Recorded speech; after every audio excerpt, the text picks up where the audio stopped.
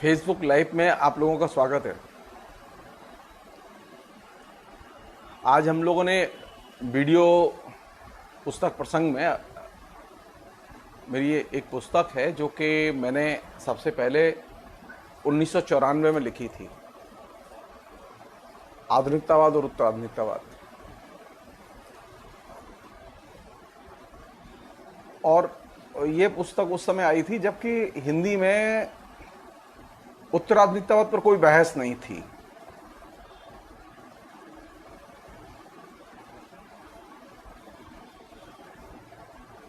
दो ही लोग उत्तर आधुनिकतावाद के विषयों पर लिख रहे थे, सुधीश पचौरी लिख रहे थे और मैं लिख रहा था। बाद में इस पुस्तक को 10 साल बाद यानी 2004 में दोबारा फिर रीप्रिंट करके उत्तर आधुनिकतावाद के नाम से हम लेके आए और उसमें जो 10 साल के बीच के जो डेवलपमेंट थे वो डेवलपमेंट हमने शामिल किए।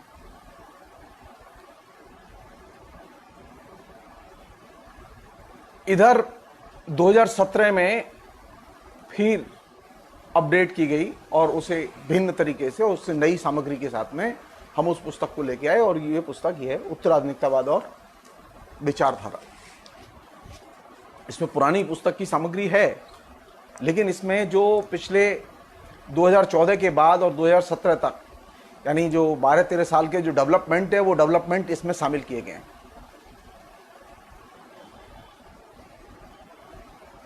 संयोग की बात है कि जब ये पुस्तक लिखी गई उस समय शुरू में सोचा था कि मैं साथ मिलके लिखूंगा।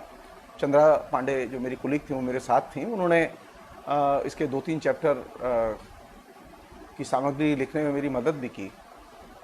उनका नाम मैंने रखा है इसमें। बाकी मोरलेस सारी पुस्तक मैंने लिखी थी।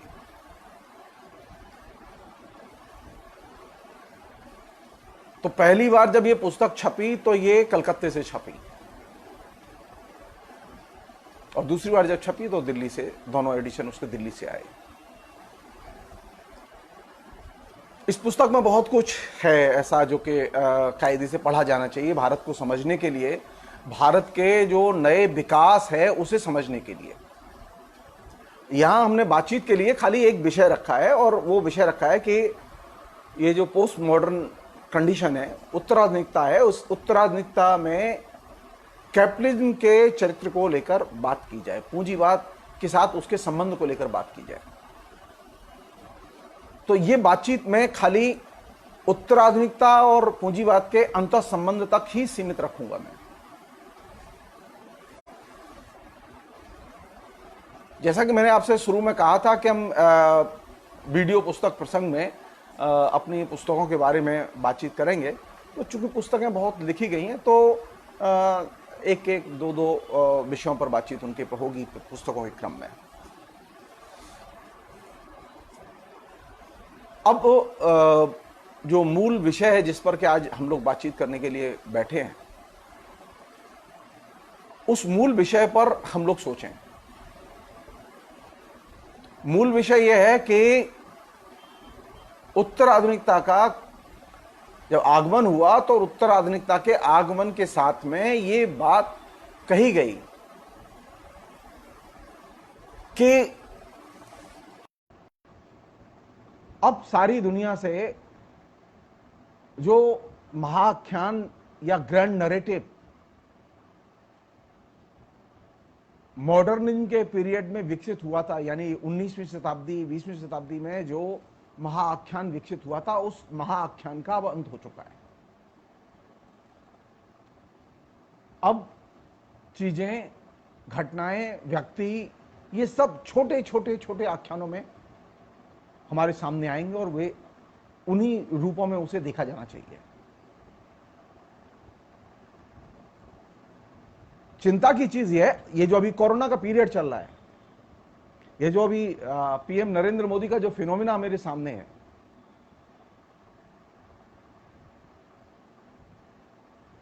मैं एक बहुत ही विनम्रता से अपनी चीज आप सब लोगों से शेयर करना चाहता हूं। वो ये कि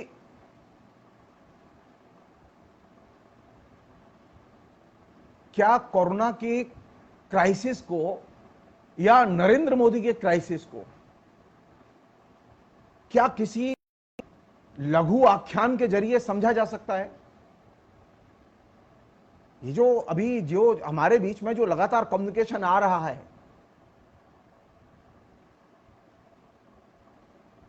खासतौर पर कांग्रेस और दूसरे पार्टियों के जरिए जो कम्युनिकेशन आ रहा है, क्या उस कम्युनिकेशन से आप इस क्राइसिस को समझ सकते हैं?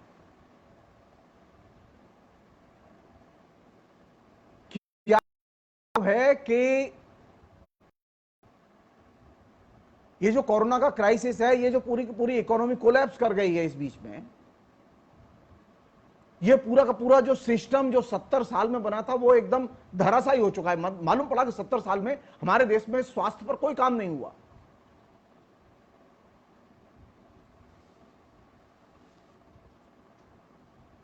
क्या हम ये शॉर्टकट मार सकते हैं कि हम ये कहें खाली, मैं अंडरलाइन कर रहा हूं इस चीज को और मैं चाहता हूं कि आप लोग विचार करें, क्या ये कह सकते हैं, क्या ये कह के हम अपना पल्ला झाड़ सकते हैं कि जो सारा संकट शुरू हुआ वो नोटबंदी से शुरू हुआ और जीएसटी से शुरू हुआ? मैं साफ कहना चाहता हूं कि नोटबंदी न होती, जीएसटी न होती, तब भी यह संकट आता। नरेंद्र मोदी न होते तब भी यह संकट आता। हम थोड़ा सा व्यक्ति केंद्रित और ये जो लघु नैरेटिव में चीजों को देखने की जो पद्धति है, दृष्टिकोण है, इससे निकलें। अगर आप लघु नैरेटिव में चीजें देखेंगे तो आपको न तो नरेंद्र मोदी समझ में आएंगे, न कोरोना का संकट समझ में आएगा, न ये अर्थव्यवस्था का संकट समझ में आएगा, न हेल्थ सिस्टम का पूरा कोलैप्स कर जाना ये समझ में आएगा। हमने आदत बना ली अपनी। तो पहली चीज जिस पर के कायदे से विचार किया जाना चाहिए कि ये जो मौजूदा संकट है, वो चाहे नरेंद्र मोदी हो चाहे वो कोरोना हो, ये जो दोनों चीजें हैं, ये दोनों चीजें किसी लघु आख्यान की देन नहीं है।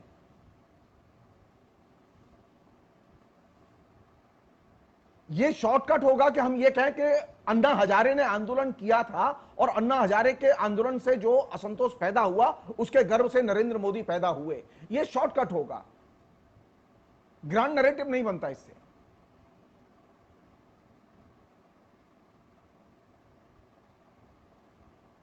आप चीजों को जितने बड़े फलक पर, जितने विस्तृत फलक पर रखकर देखेंगे, चीजें उतनी ही साफ दिखाई देंगी, और जितने सीमित फलक पर रखकर देखेंगे, चीजें उतनी ही धुंधली और अस्पष्ट दिखाई देंगी। तो हम लोगों ने एक पद्धति विकसित कर ली है कि सीमित नजरिए से देखने की। पहले इसका फायदा कांग्रेस उठाती रही, अब इसका फायदा बीजेपी उठाती रही है।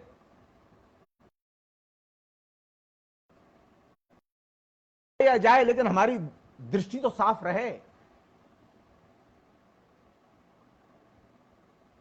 मेरा कंसर्न ये नहीं है कि कौन जीतता है और कौन हारता है, मेरा कंसर्न ये नहीं है। मेरा कंसर्न ये है कि क्या कैप्टन के डेवलपमेंट को, जो कि पिछले 70 साल का डेवलपमेंट है,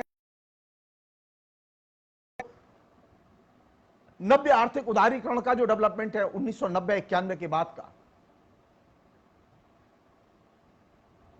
1990-91 के बाद के पूंजीवाद के विकास के जो नीतिगत फैसले लिए गए, उनका कोई आज के संकट से कोई संबंध है या नहीं है?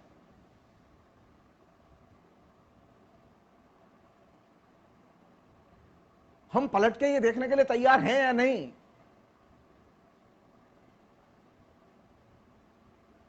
कि पूंजीवाद संकट में है, पूंजीवादी सरकारें संकट में हैं, पूंजीपति वर्ग संकट में है, और पूंजीवादी सरकारें और पूंजीपति वर्ग जो वायदा करते हैं उसे वे कभी फुलफिल नहीं करते। क्या हम इस बेसिक चीज को मानने के लिए तैयार हैं?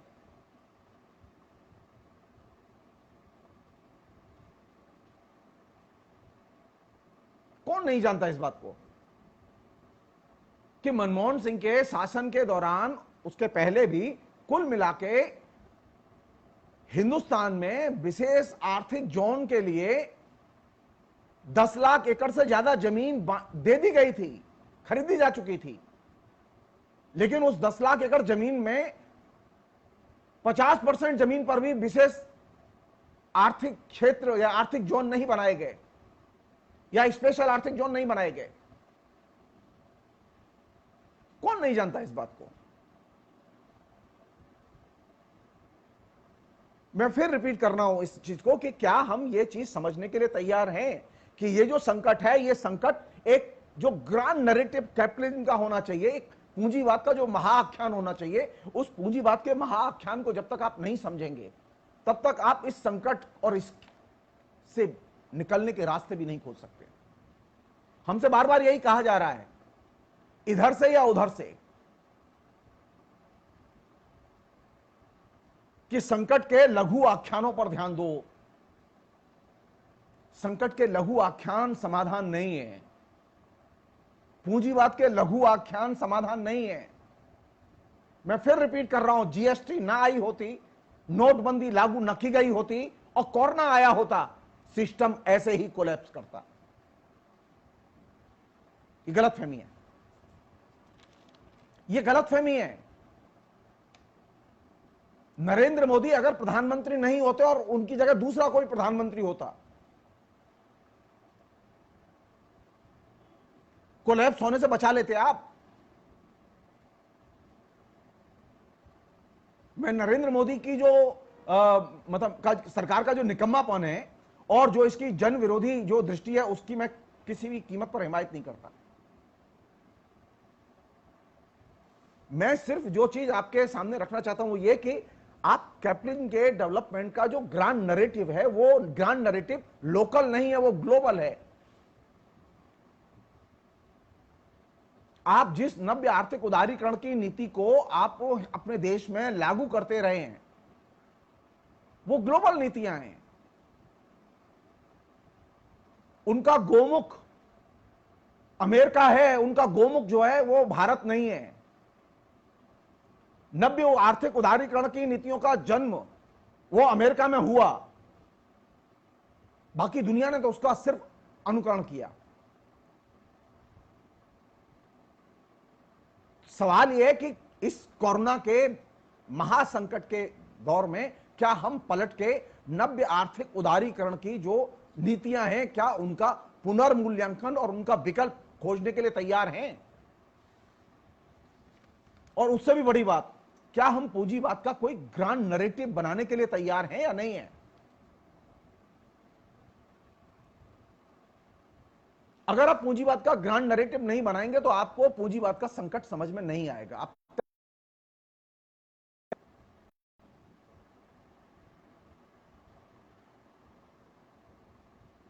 आज से 40-45 साल पहले जब सारी दुनिया में ये नव्य आर्थिक उदारीकरण की जो प्रक्रिया ये शुरू हुई, सोचा जाना चाहिए इस पर कि नव्य आर्थिक उदारीकरण की जो प्रक्रिया शुरू हुई, उस नव्य आर्थिक उदारीकरण की प्रक्रिया का बुनियादी केंद्रीय तत्व क्या है जिसने कि सारी दुनिया को त्रस्त करके रखा हुआ है। नव्य आर्थिक उदारीकरण की जो आर्थिक नीतियां, जो पूंजीवाद की आर्थिक नीतियां जो शुरू हुई, उस पूंजीवाद की आर्थिक नीतियों की केंद्रीय विशेषता है, वे जहां पर भी जिस रूप में भी लागू की गई, चाहे जितनी ही आस्था, विश्वास, भरोसे के साथ लागू की गई हों, उन्होंने विलोम निर्मित,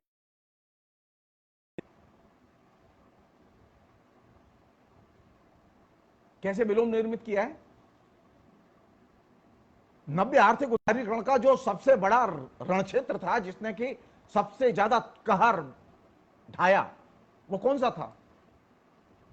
पूरा का पूरा समाजवादी ब्लॉक, सोवियत संघ, उससे जुड़े हुए देश, चाइना, उसकी पूरी की पूरी समाजवादी अर्थव्यवस्था पूरी की पूरी एकदम रिवर्स में चली गई। जो समाजवाद का वायदा कर रहे थे, जो समाजवाद के आधारों पर टिके हुए थे, उन्होंने समाजवाद को छोड़ दिया और उन्होंने पूंजीवाद को अपनाया। और यह नव्य आर्थिक उदारीकरण की पहली जीत थी। और जब नव्य आर्थिक उदारीकरण को लागू किया गया तो उसका पहला फल क्या था? सोवियत संघ में या चाइना में तो कैपिटलिस्ट क्लास खत्म हो चुका था, पूंजीपति नहीं थे, लेकिन नए सिरे से पूंजीपति वर्ग पैदा हुआ।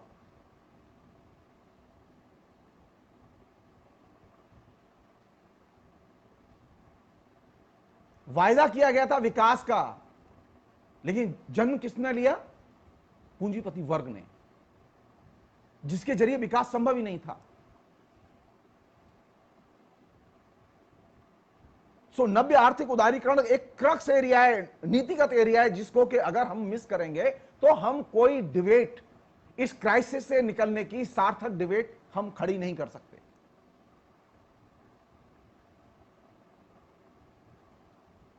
सवाल यह है कि क्या हमारे यहां कांग्रेस या लेफ्ट नव्य आर्थिक उदारीकरण की नीतियों से निकल के कोई नया विकल्प सोचने के लिए तैयार है या नहीं है?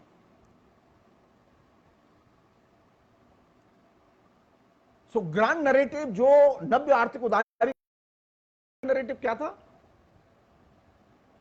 ग्रांड नैरेटिव यह था कि अब तक जो कुछ हमने अर्जित किया है, जो कुछ विकास हुआ है,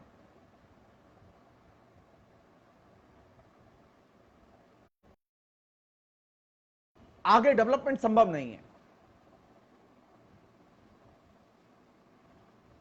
अब हमें एक नया रास्ता निकालना पड़ेगा। और नया रास्ता क्या होगा? उसकी पहली टेक थी ये कि अब तक जो कुछ प्रामाणिक था उसे अप्रासंगिक या अप्रामाणिक मानो।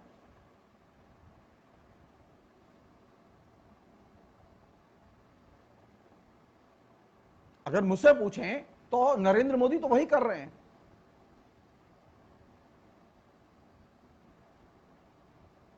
नरेंद्र मोदी के पहले मनमोहन सिंह ने भी वही किया।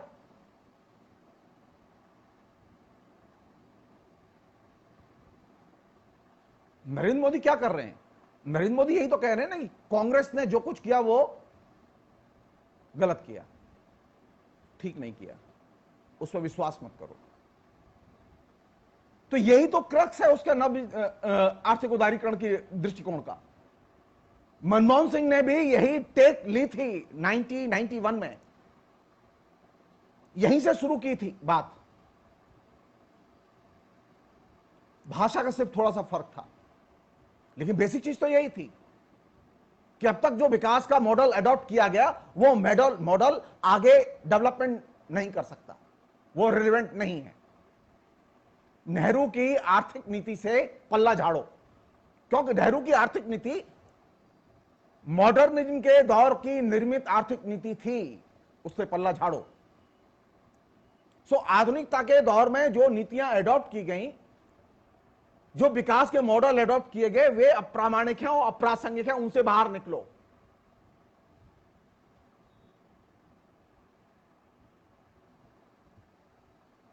यानी जो वैध प्रामाणिक था और पुराना था उसे अप्रामाणिक घोषित किया गया, और यह हर जगह किया गया। यह सोवियत संघ में किया गया, यह चीन में किया गया, यह भारत में किया गया, यह अमेरिका में किया गया, हर जगह किया गया ये।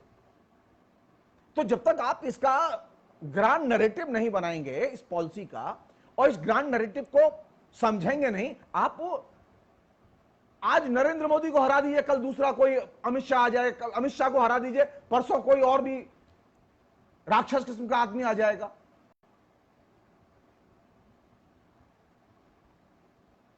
क्यों? क्योंकि आप जो एक्चुअल में जगह है, जो नीति की जगह, उसे आप देखने के लिए तैयार नहीं है।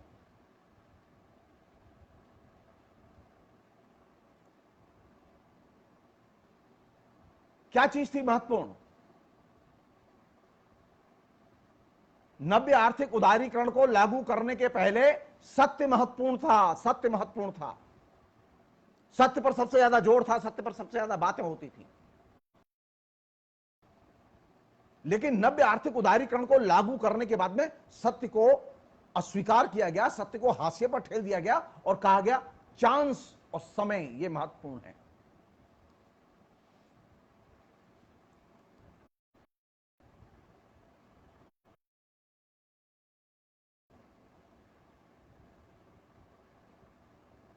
और नए चांस या संभावनाएं क्या हो सकती हैं? यही एग्जैक्टली यही भाषा थी। जो नरेंद्र मोदी अभी बोल रहे हैं, यही भाषा थी जो कि 90 आर्थिक उदारीकरण के लागू किए जाने के साथ सामने आई।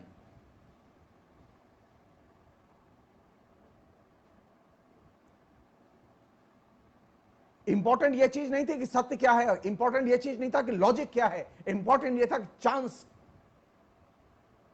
क्या संभावनाएं हैं। तो हमने संभावनाओं को और चांस को इतना महत्वपूर्ण माना कि हमने तर्क सुनने के लिए हम तैयार नहीं थे। लेफ्ट ने बार बार विरोध किया कि 90 आर्थिक उदारीकरण के रास्ते पर मत जाओ, लेकिन कोई तर्क सुनने के लिए तैयार था? कोई तर्क सुनने के लिए तैयार नहीं था। कोई तर्क माना नहीं गया लेफ्ट का। आप सिर्फ, मैं एक छोटी सी बात कह रहा हूं, बहुत ही एब्सर्ड सी बात लग सकती है। आप सिर्फ यहां से सोचिए कि कंप्यूटर के सिस्टम को विकसित करने पर जितना पैसा केंद्र सरकार ने, राज्य सरकारों ने खर्च किया, अगर उतना पैसा शिक्षा और स्वास्थ्य पर खर्च कर दिया जाता, यानी सूचना क्रांति पर और कंप्यूटर क्रांति पर जो पैसा खर्च किया गया, वह पैसा अगर बेसिक इंफ्रास्ट्रक्चर पर, हेल्थ पर और स्वास्थ्य, ये शिक्षा पर खर्च किया जाता, तो हिंदुस्तान में निरक्षरता खत्म हो जाती और हिंदुस्तान में ये जो दवा दारू की समस्या है, डॉक्टर की समस्या है, ये समस्या नहीं होती। तो आपने शिक्षा पर खर्च करने की बजाय, चिकित्सा पर खर्च करने की बजाय कंप्यूटर रेवोल्यूशन पर खर्च करना जरूरी समझा। क्यों? क्योंकि आपको चांस, संभावनाएं वहां दिखाई दे रही थी।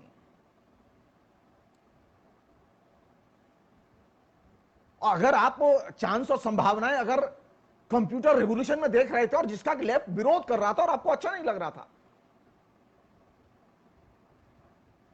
तो प्रश्न कहां है? समस्या कहां है? मैं छोटी सी बात पूछना चाहता हूं सारे लोगों से, सारे दल के लोगों से, आप भी पूछिए। इस देश के लिए, इस देश के बच्चों के लिए स्कूल और हेल्थ सेंटर जरूरी है या कंप्यूटर जरूरी है? अगर प्राथमिकता तय करनी पड़े मुझे, तो मेरे लिए प्राइमरी स्कूल बेहद जरूरी है, प्राइमरी हेल्थ सेंटर और वहां पर डॉक्टर बेहद जरूरी है। लेकिन आपने क्या किया? आपने गांव गांव स्मार्टफोन पहुंचा दिया, आपने गांव गांव कंप्यूटर रेवोल्यूशन पहुंचा दिया, लेकिन आपने गांव गांव जो है स्कूल नहीं पहुंचाए। क्योंकि आप सत्य को देखने के लिए तैयार नहीं थे और आप लॉजिक को मानने के लिए तैयार नहीं थे।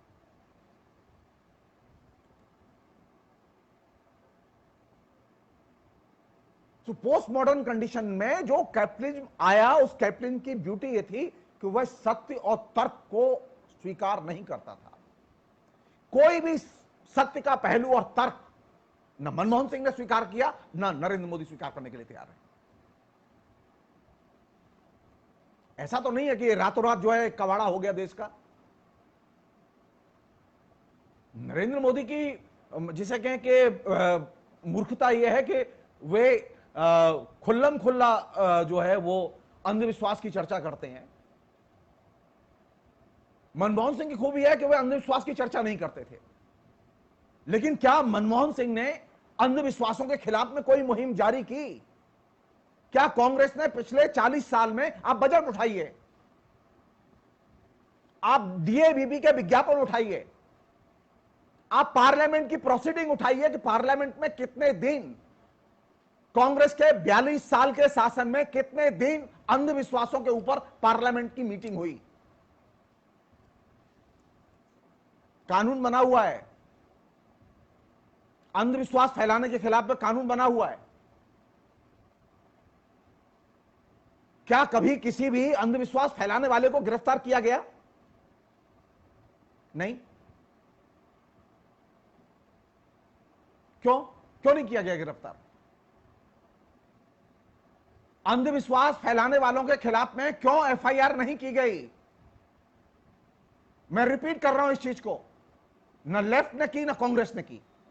बीजेपी के लोग तो खुल्लम खुल्ला अंधविश्वास के साथ खड़े हुए हैं। 34 साल तो लेफ्ट फ्रंट का बंगाल में शासन था, केरल में भी बार बार शासन आया। अंधविश्वास फैलाने वालों के खिलाफ में क्या कोई एक्शन लिया गया? क्या कोई मुहिम चलाई ऐसी जिससे कि वे अपना अंधविश्वास न फैला सकें?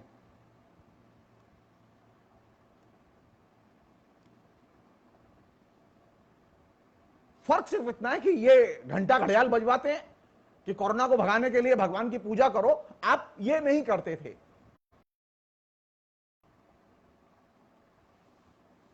क्यों? क्योंकि नव्य आर्थिक उदारीकरण की नीति का एक महत्वपूर्ण पहलू था सत्य को और तर्क को अस्वीकार करो। तो अगर आप उन नव्य आर्थिक उदारीकरण के दायरे में जाएंगे तो तर्क आपके लिए बेमानी होंगे, सत्य आपके लिए बेमानी होगा, आप तर्क और सत्य दोनों को नहीं मानेंगे।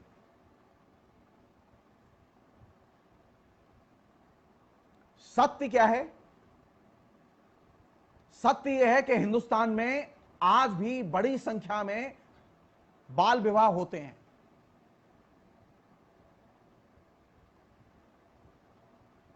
कानून बना हुआ है, सारे अधिकार थे,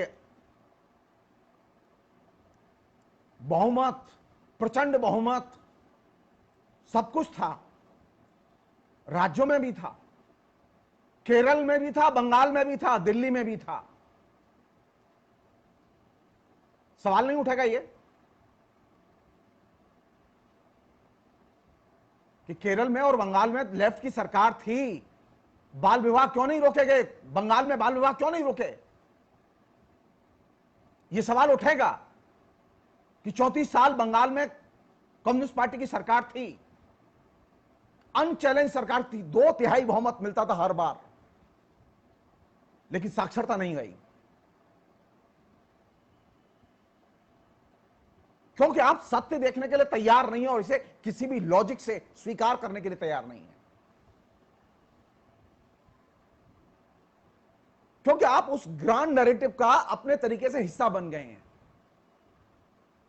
नव्य आर्थिक उदारीकरण का जो ग्रांड नैरेटिव था, उस ग्रांड नैरेटिव ने पहली कैजुअलिटी जिसकी की वह था सत्य और तर्क,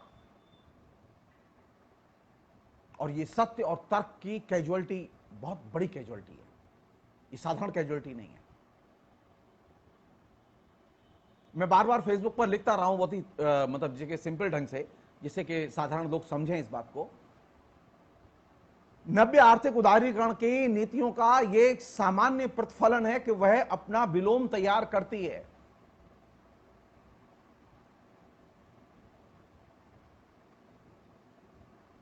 मैं गुड फेथ में मैं कह रहा हूं कि बीजेपी ने सचमुच में लोकतंत्र के ही प्लैंक पर इलेक्शन लड़ा था, उसके कहीं भी हो सकता है उसकी कोई इंटेंशन न रही हो, संभव है,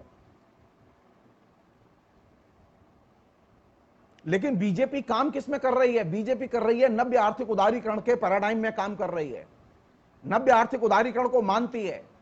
तो नव्य आर्थिक उदारीकरण के पैराडाइम में जब आप काम करेंगे तो आपकी मजबूरी है, आइडियोलॉजिकली ये पॉसिबिलिटीज हैं कि आप विलोम निर्मित करें। जीत कर आए थे लोकतंत्र के आधार पर और काम करने लगे फासिज्म का।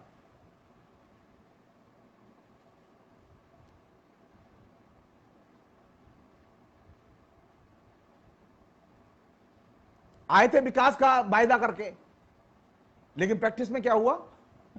प्रैक्टिस में विलोम निर्मित हुआ, पूरा सफाया हो गया पूरी इकोनॉमी का और इंडस्ट्री का।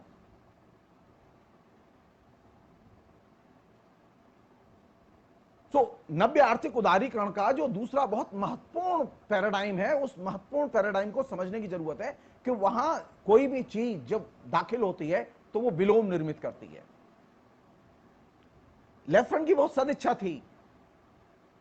सिंगूर में जब कारखाना खोलने का निर्णय लिया गया, सिंगूर के लिए जमीन बेची गई, सिंगूर में 85% के करीब किसानों ने जमीन के पैसे ले लिए, सब कुछ ठीक था, लेकिन कार नहीं बन के आई नैनो की, आंदोलन आया, यह विलोम था।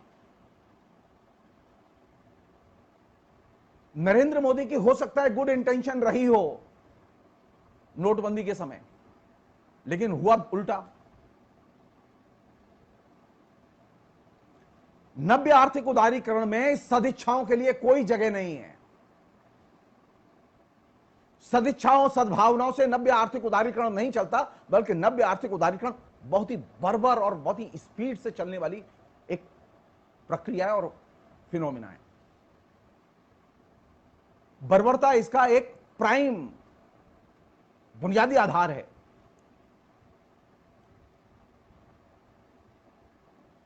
इसलिए वहां हर मुस्कुराता हुआ आदमी उस समय के बाद में एकदम बर्बर नजर आता है। आप सोचिए, जिस पार्टी ने पूरी जिंदगी, पूरी पार्टी की लाइफ खत्म हो गई किसानों की सेवा करते करते बंगाल में, वह पार्टी सिंगूर के कारखाने की घटना के घटने के बाद में किसान विरोधी पार्टी घोषित हो गई। जिस व्यक्ति ने कभी जीवन में किसी लाठी चार्ज के लिए ऑर्डर नहीं किया, मेरा इशारा बुद्धदेव भट्टाचार्य की तरफ है, वह बुद्धदेव भट्टाचार्य एकदम बर्बर मुख्यमंत्री घोषित हो गए।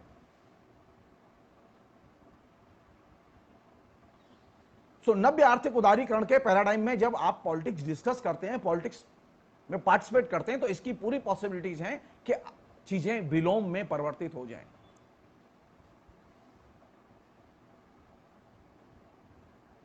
कांग्रेस के लोग कहते रहे कि भाई हमने 2G स्पेक्ट्रम में कोई घोटाला नहीं किया, लेकिन कोई मानने के लिए तैयार नहीं था। पूरा देश डूब गया कि घोटाला हुआ, घोटाला हुआ, घोटाला हुआ। अंत में खोदा पहाड़ निकली चोइया वाला मामला हुआ और जांच में पाया गया कि कोई घोटाला नहीं हुआ था, लेकिन विलोम तो निर्मित हुआ।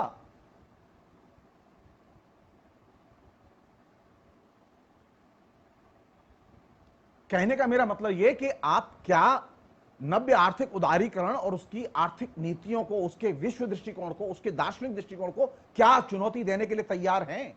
अगर आप चुनौती देने के लिए तैयार हैं, उसका विकल्प खोजने के लिए तैयार हैं, तो तय है कि भारत बदलेगा। अब यह निर्णय लेना है कांग्रेस को और लेफ्ट को।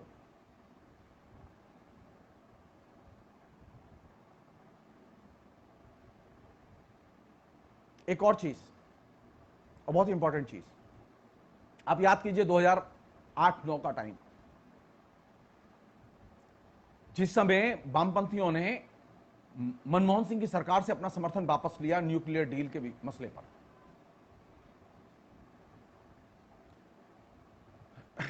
कम्युनिस्ट पार्टी के एक बहुत बड़े नेता थे बीटी रणदवे, वो एक बात कहते थे, बार बार कहते थे, और बहुत महत्वपूर्ण बात कहते थे कि भारतीय उपमहाद्वीप की ब्यूटी यह है कि भारतीय उपमहाद्वीप के चारों तरफ जो और देश हैं भारत के अलावा, उन सब में लोकतंत्र संकटग्रस्त हो चुका है और लोकतंत्र गायब हो चुका है। भारत अकेला देश बचा हुआ है जहां के लोकतंत्र किसी तरह से बचा हुआ है। लेकिन खतरा यहां पर भी है कि यहां पर लोकतंत्र नष्ट हो जाए। यहां लोकतंत्र बचा हुआ इसलिए था कि लेफ्ट और लिबरल जो पॉलिटिक्स थी उसके बीच में एक मिनिमम एक अंडरस्टैंडिंग थी, बंगला में जिसे बूझा पड़ा, एक समझ थी। ये जो मिनिमम अंडरस्टैंडिंग थी, इस मिनिमम अंडरस्टैंडिंग को पलीता लगाया 2009 की न्यूक्लियर डील की घटना ने। लेफ्ट ने समर्थन वापस लिया, कांग्रेस ने लेफ्ट के खिलाफ में एग्रेसिव पोजीशन ली, लेफ्ट भी कांग्रेस के खिलाफ में एग्रेसिव पोजीशन में आ गया, और लेफ्ट और लिबरल जो कि 2009 के बाद में दोनों एक दूसरे की कब्र खोदने के लिए बस जुट गए। लेफ्ट ने कांग्रेस के लिए कब्र खोदी, कांग्रेस ने लेफ्ट के लिए कब्र खोदी। अल्टीमेटली दोनों अपनी अपनी कब्रों में सो गए और वहां से अलग से नरेंद्र मोदी निकल आए।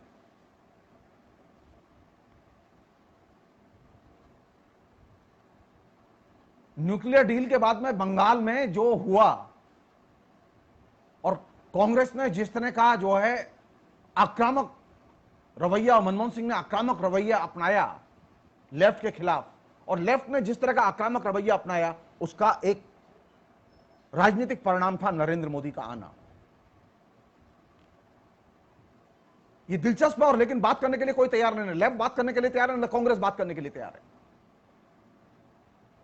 भारत के लोकतंत्र को धूल धूसरित करने में बीजेपी लगी हुई थी, आरएसएस के संगठन लगे हुए थे, वो काम कर रहे थे, लेकिन हमले उन पर नहीं हो रहे थे, हमले लेफ्ट पर हो रहे थे और लेफ्ट कांग्रेस पर कर रहा था।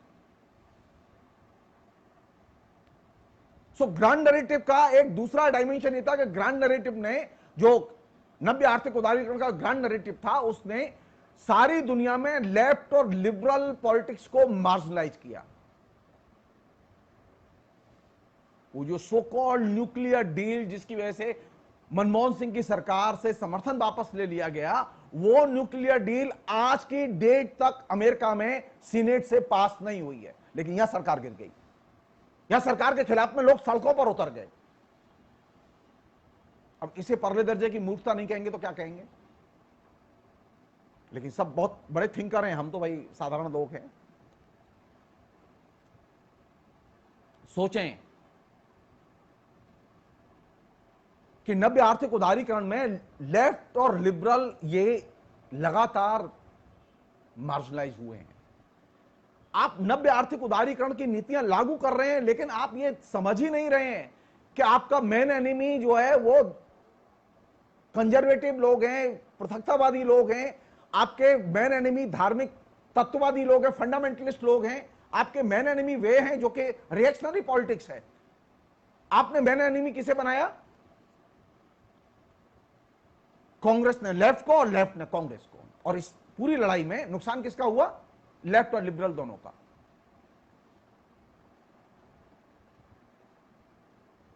और गेनर कौन था? 11 में ममता आ गई, 14 में मोदी जी आ गए। कांग्रेस के लोग खुश थे कि उन्होंने लेफ्ट को धूल सुंगा दी, जमीन सुंगा दी, और लेफ्ट खुश था कि उन्होंने मनमोहन सिंह को औकात बता दी। और आज स्थिति यह है कि मनमोहन सिंह की या कांग्रेस को भी औकात किसने बता दी? दो कौड़ी के पॉलिटिकल लीडरशिप ने, भारतीय जनता पार्टी के नेतृत्व में जो दो कौड़ी की एकदम अधम किस्म की जो पॉलिटिकल लीडरशिप उभर कर आई, उसने एक क्रेडिबल पॉलिटिकल लीडरशिप को जमीन में गाड़ दिया। और यह किनके जरिए हुआ? ये और किनके साथ हुआ? जो नव्य आर्थिक उदारीकरण की नीतियों को अच्छी तरह से जानते थे।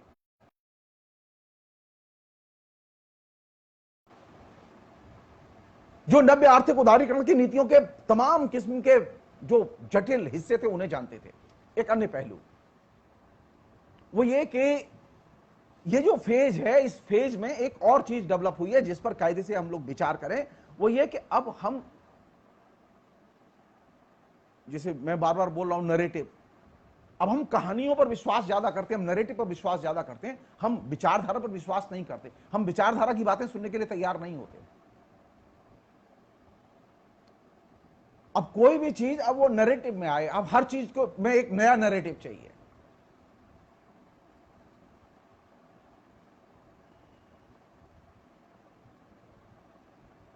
लोकतंत्र का विकास, लोकतंत्र की जटिलताएं वो कहानियों से समझ में नहीं आएंगी। कहानियों का सबसे ज्यादा किसी प्रधानमंत्री ने इस्तेमाल किया तो नरेंद्र मोदी। मीडिया का नरेंद्र मोदी के जमाने में सबसे ज्यादा इस्तेमाल किया नैरेटिव का, तो वो नरेंद्र मोदी। लोकतंत्र में बहस होती रही है, लोकतंत्र के मसलों पर बहस होती रही है विचारधारा के आधार पर, फिलोसफिकल आउटलुक के आधार पर, नैरेटिव के आधार पर नहीं।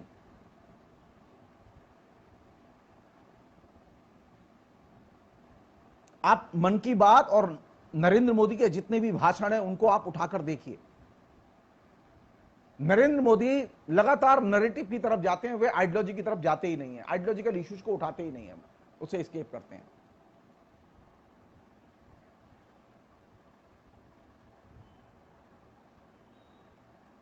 और कौन सी चीज नरेंद्र मोदी ने विकसित की?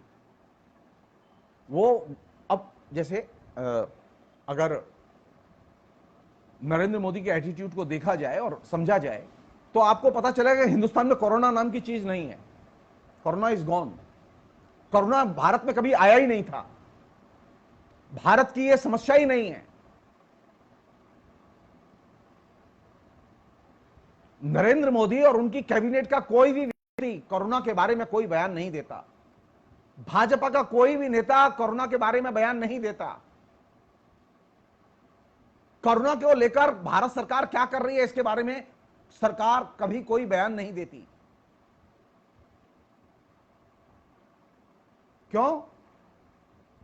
क्योंकि वे अब ये संदेश देना चाहते हैं कि कोरोना नाम का यथार्थ अब एग्जिस्ट नहीं करता। यही तो न्यू लिबरलाइजेशन के ग्रांड नैरेटिव की एक तीसरी विशेषता थी कि यथार्थ को अस्वीकार करो।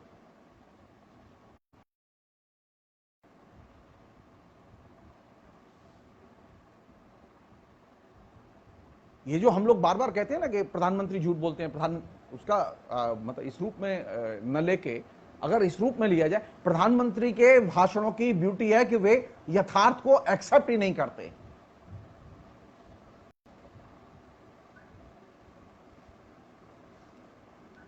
और जब आप यथार्थ को एक्सेप्ट नहीं करेंगे तो क्या करेंगे? यथार्थ को अस्वीकार करते हुए आप क्या करेंगे? प्रधानमंत्री ने एक मॉडल एडॉप्ट किया है जो कि एकदम टिपिकल पोस्ट ये जो लिबरलाइजेशन के दौर का मॉडल है और ये पोस्ट मॉडर्निटी का मॉडल है।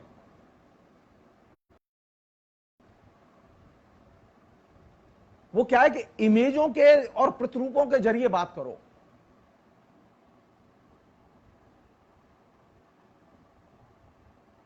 अगर आपको विकास देखना है ना, तो वो एक आपको विज्ञापन के जरिए इमेज दिखाएंगे और कहेंगे देखो ये है डेवलपमेंट। बनारस कैसा होगा? एक इमेज प्रोजेक्ट की जेहन में उतार दी। अब बनारस में 150 मंदिर गिराए गए, 200 मंदिर गिराए गए, हिस्टोरिसिटी नष्ट हुई, बुलशिट। इसकी उन्हें कोई जरूरत नहीं है, वे इस यथार्थ को स्वीकार ही नहीं करते। उनके लिए कौन सी चीज महत्वपूर्ण है? वह इमेज जो बनारस के बारे में कि बनारस क्योटो शहर है, बनारस में एक हमने डेवलपमेंट का मॉडल एडॉप्ट किया है। अब आप भूल जाइए कि राम जन्मभूमि आंदोलन के लिए क्या हुआ था। आप भूल जाइए, आप सिर्फ ये देखिए कि राम जन्मभूमि का जो मंदिर बनेगा, राम का जो मंदिर बनेगा, वो कितना विशाल मंदिर होगा और कितने बड़े इलाके में मंदिर होगा। वो 60 एकड़ में होगा या 70 एकड़ में होगा और उसके लिए कहां कहां से पत्थर आ रहे हैं। अब आप ये जो इमेज आपके सामने पेश की जा रही है, आप इसको याद रखिए और आप इसके इल्यूजन में जिए। आप ये भूल जाइए कि राम मंदिर आंदोलन को लेकर कितने बड़े पैमाने पर इकोनॉमिक लॉस हुआ हिंदुस्तान में। आप ये भूल जाइए कि कितने लोग मरे, कितने लोग दंगे में मरे, कितने लोगों का आर्थिक नुकसान हुआ और भारत में जो सांप्रदायिक विभाजन हुआ, इसे भी भूल जाइए। आप सिर्फ ये देखिए कि राम मंदिर के लिए कितना बड़ा विशाल भव्य मंदिर बनाया जा रहा है। यानी मंदिर बनेगा किस आधार पर? पूरे की पूरी विध्वंस के यथार्थ को निर्मित करते हुए राम मंदिर बनेगा। लेकिन आप इस विध्वंस के यथार्थ को भूल जाइए, आप सिर्फ राम मंदिर को याद कीजिए और उसकी इमेजों को याद कीजिए। अब एक दूसरी चीज बता रहा हूं मैं आपको। साउथ में हैदराबाद के पास ही एक और मंदिर बन रहा है जो कि तकरीबन बन गया है रामानुजाचार्य का। एक है राम मंदिर जो कि पिछले 30-35 साल में जो भयानक इस देश में गुजरा है, सैकड़ों दंगे हुए, सैकड़ों लोग मारे गए, हजारों लोगों के घर बर्बाद हुए, अरबों की संपत्ति नष्ट हुई, उसके बाद भव्य राम मंदिर का जन्म हुआ। और इस विध्वंसात्मक यथार्थ को न तो अदालत स्वीकार करने के लिए तैयार है, न सरकार स्वीकार करने के लिए तैयार है, न विपक्ष की कांग्रेस पार्टी स्वीकार करने के लिए तैयार है कि ये जो राम मंदिर बना इसके पीछे कौन सी चीज काम कर रही है? यथार्थ का अस्वीकार।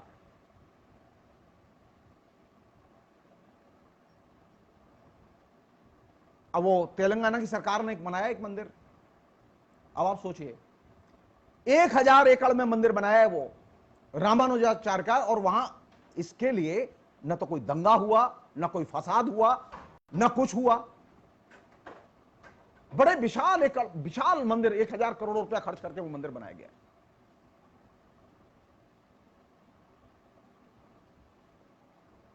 मंदिर बनाएं लेकिन दंगे न करें। मंदिर बनाएं लेकिन लोगों में घृणा न भरें, लोगों की संपत्ति का नुकसान न हो। यह संभव नहीं हो पाया। क्यों? क्योंकि आप यथार्थ को देखने के लिए तैयार नहीं थे। जो नई चीज, नई दुनिया जो विकसित हुई है वो नव्य आर्थिक उदारीकरण में है, वो ये कि अब हम सिर्फ इमेजों में जी रहे हैं और प्रतिरूपों में जी रहे हैं। वे इमेजेस जो विज्ञापन कंपनियां या पीआर कंपनियां तैयार करके हमारे सामने पेश करती हैं, हम उनमें जीते हैं। हम ये भूल ही जाते हैं कि उन इमेजों के पीछे किस तरह का यथार्थ था और किस तरह की यथार्थ की प्रक्रिया थी, किस तरह का लोगों को नुकसान हुआ, लाभ हुआ, हम ये भूल ही जाते हैं।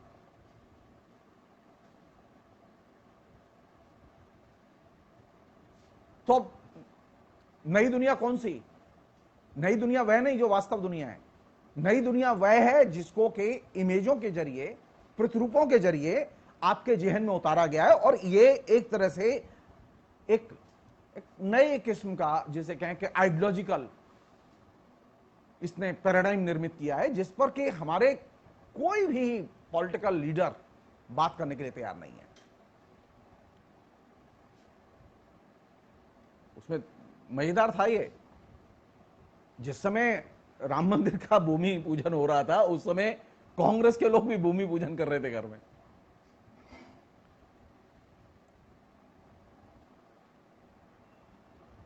अरे ये निर्णय अगर कांग्रेस और बीजेपी को मिलके ही लेना था तो पार्लियामेंट में बैठ के ले लेते,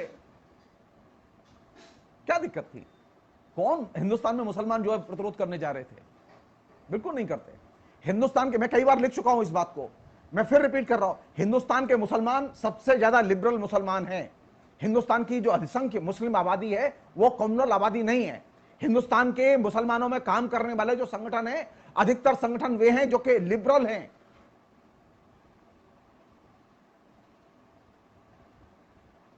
हिंदुस्तान में मुस्लिम लीग जो है ना, वो बहुत हाशिए पर है, वो कहीं और दूर है, मेन स्ट्रीम एरिया में नहीं है। एक अन्य चीज और आखिरी चीज फिलहाल के संदर्भ में, वो ये कि ये जो आर्थिक उदारीकरण हमारे बीच में आया और इसने जो एक महाआख्यान पूंजीवाद का निर्मित किया, इस महाआख्यान को समझने के लिए एक बहुत ही इंटरेस्टिंग है, एक व्यक्ति है रिम कोल्हास।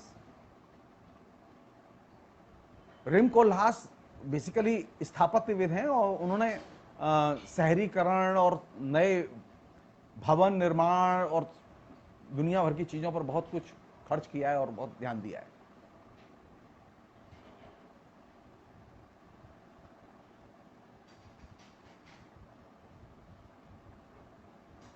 रिम कोल्हास ने एक बहुत ही इंपॉर्टेंट चीज की तरफ ध्यान खींचा था। उनकी एक बहुत फेमस पुस्तक है the great leap forward. China में जो डेवलपमेंट हुआ, चाइना के पूरे जो इंफ्रास्ट्रक्चर में जो लंबी छलांग लगाई गई, उसका सबसे महत्वपूर्ण और जिसे कहें कि तथ्यपूर्ण अध्ययन रिम कोल्हास ने किया था।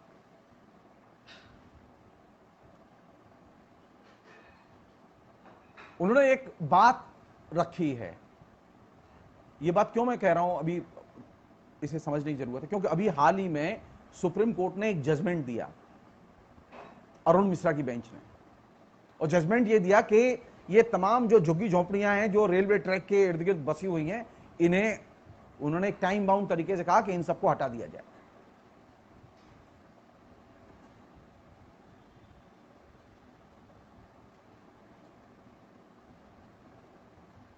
क्यों हटा दिया जाए? विकल्प क्या है? ये जाएंगे कहां, रहेंगे कहां? उन्होंने कहा कि इसके खिलाफ तो कोई अपील भी नहीं हो सकती, कोई आंदोलन की अनुमति भी नहीं देते वो। और दिलचस्प बात यह है कि किसी भी बड़ी पार्टी ने इस जजमेंट का विरोध नहीं किया अभी तक।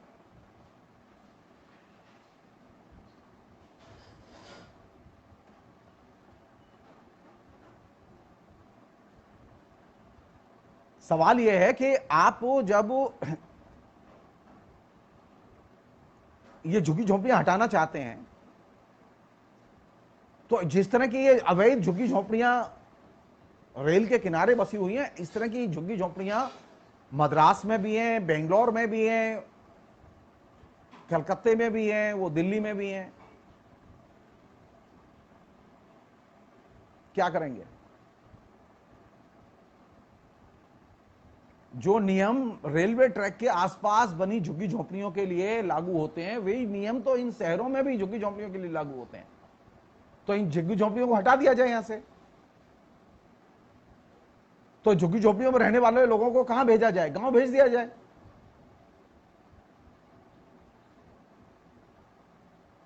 शहर बचेंगे।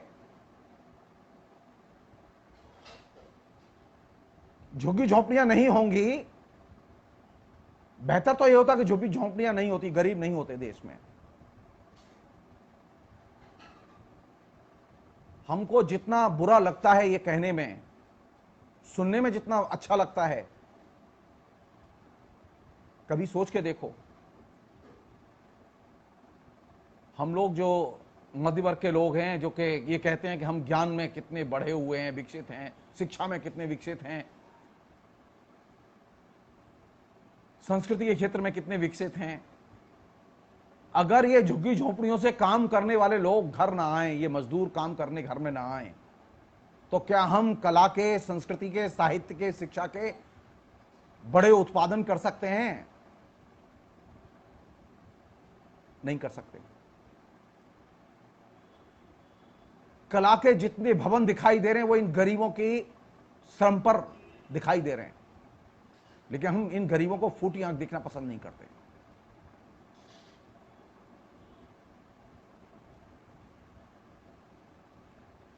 शर्म आती है। शर्म आती है। हम एक ऐसे दौर में रह रहे हैं, एक ऐसे देश में रह रहे हैं जिसमें खुल्लम खुल्ला न्याय जो है वो गरीबों के खिलाफ खड़ा हुआ है। शर्म आती है। 2 जजमेंट इस तरह के आए हैं इस सुप्रीम कोर्ट के इसी दौर में।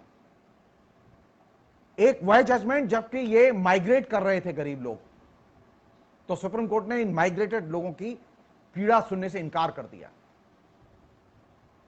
और अब ये दूसरा जजमेंट आया है। तो न्यायपालिका के लिए कौन सी चीज महत्वपूर्ण है? न्यायपालिका के लिए हाशिए के लोग महत्वपूर्ण नहीं है, गरीब लोग महत्वपूर्ण नहीं है। हिंदुस्तान की सरकार के लिए गरीब लोग महत्वपूर्ण नहीं है। भारत सरकार को तुरंत बयान देना चाहिए कि झुग्गी झोंपड़ियां नहीं हटाई जाएंगी और रिव्यू पिटीशन दाखिल करना चाहिए। ज्यादातर झुग्गी झोंपड़ी वालों ने नरेंद्र मोदी को वोट दिया है, सरकार उनके वोट से बनी है। तो अब कैसा दौर आ गया है कि सरकार जिनसे वोट लेती है उन्हीं के खिलाफ निर्णय भी लेती है।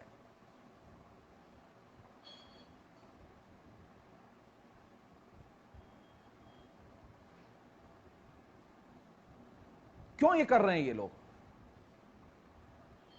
फिर मैं रिपीट करूंगा, अगर आप सिर्फ अरुण मिश्रा तक देखेंगे इस जजमेंट को तो आप गलती करेंगे। आप जब तक नव्य आर्थिक उदारीकरण के दौर में न्याय का कैसे अवमूल्यन हुआ है और न्यायपालिका का कैसे अवमूल्यन हुआ है, ये ग्रांड नैरेटिव जब तक नहीं बनाएंगे, आपको न्याय समझ में नहीं आएगा और न्यायपालिका समझ में नहीं आएगी और जजों के अंदर जो अवमूल्यन हुआ है यह समझ में नहीं आएगा। हमने का हिस्सा छोटे छोटे किस्से, छोटे छोटे घटनाक्रम उनको बना दिया है। Small narrative post modern condition को समझने में मदद नहीं करते, बल्कि वे यथार्थ से और दूर ले जाते हैं। यथार्थ हमारी नजरों से ओझल हो जाता है। तो ग्रांड नैरेटिव कैपलिन का बनाया जाना चाहिए। ग्रांड नैरेटिव नव्य आर्थिक उदारीकरण की नीतियों का बनाया जाना चाहिए। उससे आपको ये चीजें समझ में आएंगी। आपको ये प्रधानमंत्री के पद और गरिमा का जो पतन है ये भी समझ में आएगा।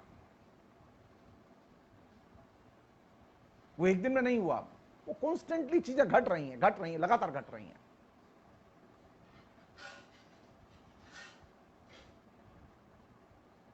तो मैं सिर्फ एक चीज जिसकी वजह से मैंने ये बातचीत रखी वो ये कि पूंजीवाद को समझने के लिए पूंजीवाद के महाआख्यान और महाआख्यान के परिप्रेक्ष्य की आज भी प्रासंगिकता है।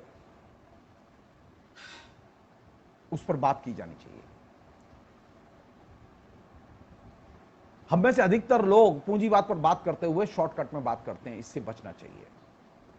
और जब तक आप शॉर्टकट में बात करेंगे, शॉर्टकट मारेंगे पूंजीवाद को लेकर, आप तय मानिए आप लगातार मोदी से हारेंगे। पूंजीवाद के ग्रांड नैरेटिव को नए सिरे से विकसित किया जाना चाहिए। सारी दुनिया में समाजवाद तब आया, समाजवादी ताकतें तब आई, मजदूर वर्ग की ताकत तब बढ़ी जब उसने पूंजीवाद का ग्रांड नैरेटिव विकसित किया। लघु आख्यान पूंजीवाद को परास्त नहीं कर पाते, पूंजीवाद परास्त होता है महाआख्यान से। हम सोचें कि पूंजीवाद को परास्त करने के लिए, नरेंद्र मोदी को परास्त करने के लिए महाआख्यान क्या हो सकता है। नरेंद्र मोदी को आप कानून के जरिए हरा नहीं सकते, नरेंद्र मोदी को आप विधानसभा के या लोकसभा के चुनाव के जरिए आप परास्त नहीं कर सकते, क्योंकि नरेंद्र मोदी आपके रग रग में उतार दिया गया है। नरेंद्र मोदी माने यथार्थ का अस्वीकार। जब तक आप यथार्थ को स्वीकार करने की भावना अपने जेहन में पैदा नहीं करेंगे, नरेंद्र मोदी हारेंगे नहीं। हम यथार्थ को देखना सीखें, यथार्थ पर नजर रखें। हमारी नजर यथार्थ पर नहीं होती, हमारी नजर टेलीविजन पर होती है, जैसा कि मैंने कहा इमेजेस में होती है। हम चित्रों में देखते हैं, चित्रों में यथार्थ नहीं होता, यथार्थ वह जो चित्रों के बाहर है, हम उसे देखने की आदत डालें। नरेंद्र मोदी ने कौशल के साथ में हम सबको इमेजों में उलझा दिया है। हम इमेजों की दुनिया से निकलें, हम प्रतिरूपों की दुनिया से निकलें और यथार्थ की दुनिया को देखें। यथार्थ की दुनिया बहुत कठोर है। रिया चक्रवर्ती एक बहुत छोटा सा फिनोमेना है, कुछ नहीं है वो। हजारों लड़कियां प्रताड़ित हैं और परेशान हैं। आप सिर्फ रिया चक्रवर्ती को देख रहे हैं, आप यथार्थ को नहीं देख रहे हैं।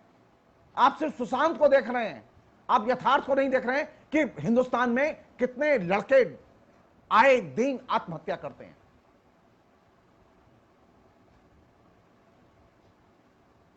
तो सुशांत सिंह और रिया चक्रवर्ती से आपको कहीं यथार्थ पकड़ में नहीं आएगा।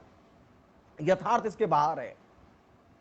आत्महत्या के फिनोमेना को समझने के लिए या हत्या के फिनोमेना को समझने के लिए यथार्थ में दाखिल होना होगा। टेलीविजन कवरेज से और टेलीविजन न्यूज आइटम से, उसके आख्यान से वो यथार्थ समझ में नहीं आएगा, क्योंकि इमेजेस मैनिपुलेशन का परिणाम होती हैं, वो चाहे जितने ही उसकी प्रामाणिकता के दावे किए जाएं।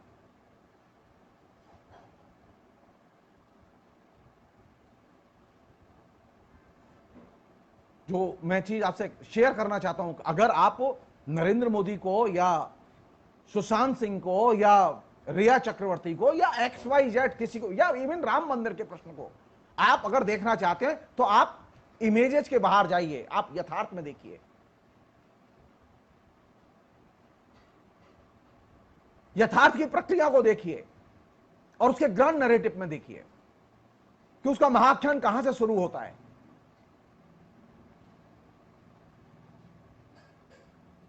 सो आज अगर हम पूंजीवाद को परास्त करना चाहते हैं, पूंजीवाद के द्वारा जो पैदा किए गए संकट है उससे निकलना चाहते हैं, तो महाआख्यान बेहद जरूरी है। इसके लिए समय चाहिए। वो SMS तो की तरह तो 140 शब्दों में, ट्विटर की तरह तो समझाया नहीं जा सकता। सो ग्रांड नैरेटिव के लिए जरूरी है कि आप ट्विटर और SMS की भाषा के बाहर निकलकर देखें और विज्ञापन की भाषा के बाहर निकलकर देखें। यथार्थ भाषा में नहीं होता, भाषा के बाहर होता है। हमारे जेहन में उतार दिया गया है, यथार्थ भाषा में होता है, और ये सबसे खतरनाक जगह है जो व्हाट्सएप यूनिवर्सिटी ने हमारे जेहन में पैदा की है। व्हाट्सएप यूनिवर्सिटी के पहले भी ये चीज थी, ऐसा नहीं कि पहले नहीं थी, पहले भी थी, लेकिन हमने कभी ध्यान नहीं दिया इस पर। यथार्थ भाषा में नहीं होता, यथार्थ भाषा के बाहर होता है। और यही वह जगह है, यही वह जगह है जहां लोकतंत्र की परीक्षा होनी है और हमारी आपकी परीक्षा होनी है। तो अगर हमें पूंजीवाद से लड़ना है, पूंजीवाद का विकल्प खोजना है, तो कहां खोजना होगा? भाषा में नहीं, भाषा के बाहर, समाज में।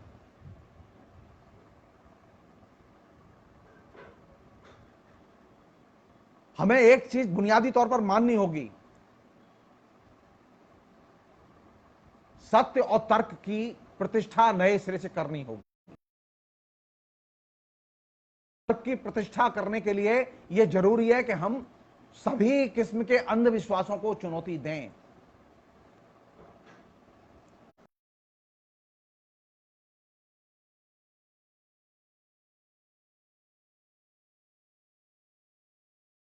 अंधविश्वास के आधार पर नहीं चल सकती। अगर चलेगी तो फिर वो अंधा कुआं होगी, वहां कोई ट्रांसपेरेंसी नहीं होगी, वहां सिर्फ अंधेरा होगा जो अभी है। लोकतंत्र में अंधविश्वास का मतलब है कि लोकतंत्र को अंधेरे में फेंकना। आपको यथार्थ कभी दिखाई नहीं देगा। वो कह रही ना कि ये एक्ट ऑफ गॉड वो इसलिए कह रही क्योंकि उसका अंधविश्वास में उसकी गहरी आस्था है। वो जानती है कि समाज में आपकी भी आस्था है। सो अंधविश्वास के बाहर निकलेंगे तो आप यथार्थ देख पाएंगे, और यथार्थ जब देखेंगे तो आपको एक दूसरे के ऊपर भरोसा करना होगा।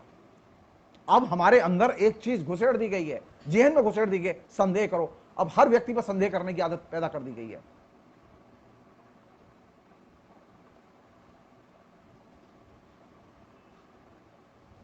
सच देखें, वास्तविकता को देखें, यथार्थ को देखने की आदत डालें